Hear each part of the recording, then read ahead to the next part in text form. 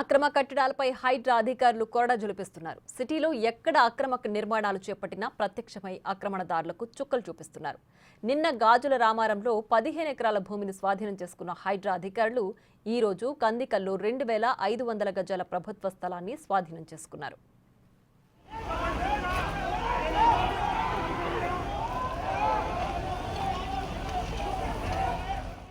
హైదరాబాద్లోని బండ్లగూడ మండలం కందికల్లో 303, 306 సర్వే నెంబర్లలో అక్రమంగా నిర్మించిన కట్టడాలను కూల్చివేసి 2500 గజాల ప్రభుత్వ స్థలాన్ని స్వాధీనం చేసుకున్నారు. కందికల్కి చెందిన Syed Basheeruddin, Syed Hameedullah Hussain urban land ceiling భూమిని కబ్జా చేశారనే ఆరోపణలున్నాయి. ఈ భూమిని తమ పేరు మీద మార్చుకునేందుకు ప్రయత్నించారని, ఈ ప్రయత్నాలు సఫలం కాకపోవడంతో అందులో కట్టడాలు నిర్మించారనే ఆరోపణలున్నాయి.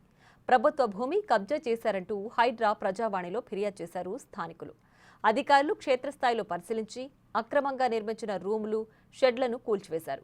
ప్రభుత్వ స్థలమని బోర్డులు ఏర్పాటు చేశారు.